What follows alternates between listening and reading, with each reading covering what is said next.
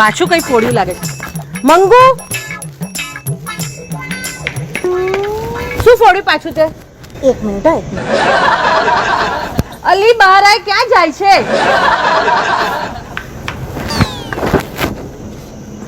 વાર લાગશે ને તમને? મને હા, હવે પૂછો. શું ફોડ્યું? કાચનો ગ્લાસ. મંગુ, તને જેટલો પગાર આપું છું ને એના કરતાં તું વધારે નુકસાન કરે છે. શું કીધું તમે? તને જેટલો પગાર આપું છું એના કરતાં વધારે નુકસાન કરે છે. મને જેટલો પગાર આલો છો હા એના કરતાં હું વધારે નુકસાન કરું. હા, તો એવું કરો ને, પગાર વધાર દો એટલે હિસાબ બરાબર થઈ જાય ને. એ કેવી રીતે? હવે મારો પગાર કેટલો છે? 2000. હું નુકસાન કેટલું કરું છું? 2500 નું. એ તો કરી નાખો ને 2500 પગાર. 2500 પગાર કરીશ ને હું, તો તું જેટલું નુકસાન કરે છે ને બધું પગારમાંથી કપાશે. કાપીને તો જુઓ. પેલો આગ્રાથી તમે કાચનું સેટ નહીં લાયા, હજી બાકી જ છે. આ તારી જીભડી એટલી લાંબી ચાલે છે ને, મને લાગે છે કે તને પહેલી શેઠાણીએ છે ને એટલે જ કાઢી મૂકી હશે. ના રે, તો એ તો છે ને, મેં મારી શેઠાણીને એવું પૂછી લીધું કે તમારી પહેલાવાળી નોકરાણી તમને ચમ છોડીને જતી રહી. બસ આટલું પૂછ્યું ને એમને ખોટું લાગ્યું. આ તારો જીભડો બહુ જ ચાલે છે હો મંગુ. જીબડો તો હવે ચાલે. તમે ફોન ખોલીને હોભળી લો. હું જ્યારે અમે કોમ કરવા આવું ને તો આ કચરો ઓમ તેમ નહીં ફેંકવાનો. અને જ્યારે હું આ વાહન કસવા આવું ને તો વાહન છે ને પદ્ધતિસર ચોકડીમાં હોવા જોઈએ. અને આ આજે નાસ્તામાં શું બનાવ્યું હતું તમે? મુઠિયા બનાવતા ખાધા નહીં? તમારા મુઠિયા મારા ગળેથી નીચે નતા ઉતરતા. આવા મુઠિયા બનાવાય? રોજતા ના આવડતું હોય ને તો હોટલમાંથી મંગાઈ લેવાનું. તમને ખબર છે ને કે જો સુધી હું પેટ ભરીને ખાઉં નહીં તો સુધી મારાથી કોમ નહીં થતું. શેઠાણી તું શું કે હું? હું એટલે કે તમે જ છો શેઠાણી, તમે જ રહેવાના. અને હા, આ મેન વાત હવે કહું. આ ચાલુ કોમમાં તમે જ્યાં વચ્ચે વચ્ચે મને ભજ્જા મૂકવા બોલાવી લેશો ને એ રીતે બોલાવવાનું નહીં. આનો ઓવર ટાઈમ થશે. આ મોટી ઓવર ટાઈમ વાળી.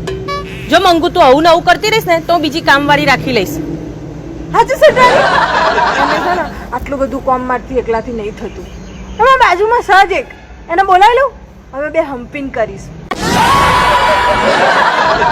સંપીને વાળી તને કાઢીશ ને એને રાખીશ. કાઢીને તો જુઓ. કહું છું શેઠાણી, પેલા આગ્રા વાળો કાચનો સેટ છે એ ધોઈ નાખું. હાય બાપ, ખતરનાક છે. જો મંગુ, હું તને કેટલી સારી રીતે સાચવું છું અને ઘરના એક સદસ્યની જેમ હું રાખું છું. મને તારા પર કેટલો ભરોસો છે કે ઘરની તિજોરીની ચાવીઓ પણ હું ટેબલ ઉપર છૂટી મૂકી દઉં છું. કે લાગતી તો છે ને. એટલે એમ કે આ તિજોરીની ચાવીઓ આ ટેબલ પર પડી હતી ને તો મને એવું કે તિજોરીની સફાઈ કરવાની હશે. તો મેં લગાવીને જોઈ પણ એકે લાગી નહીં. આ શેઠાણી, આ પેલા તમે ગોવાથી પેલી કાચની બરણીઓ લાયા છો એ ઘસી નાખો. એને હાથ પણ ના લગાઈશ. અને સાંભળ, આજે મહેમાન આવવાના છે ને તો સાચવી લેજે. તમે કોને કેવી રીતે હાચવવાના છે, કેવી મહેમાન ગતિ કરવાની છે મને કહી દો તમે. આમ બસ એવા હાચવવાના છે કે આમ થોડા દિવસ રહી ન જાય, કે પછી એવા હાચવવાના છે કે આમ વળતા પાણીનું પવાલું ના માંગે. એવા નહાડું ને ઊંધી પૂછડીએ. બોલો તમે કેવા હાચવવાના છે? આપણને બધું આવડે. હા, એ તો મને ખબર છે, તને બધું આવડે છે સાચવતા સારી રીતે. સવારે પેલા દૂધવાળા જોડે છાન ગપત્યા કરતી હતી ને, મને ખબર છે. આવા દે તારા શેઠના જે કહી જ દઉં છું. ના શેઠાણી, શેઠના ના કહેતા, બિચારાનું દિલ તૂટી જશે.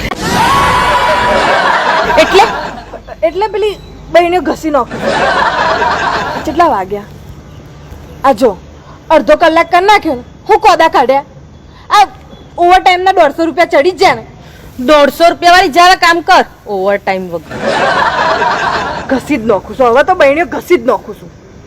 પણ આજે તો હું બહેણીઓ ઘસવાની જ છું કાચની.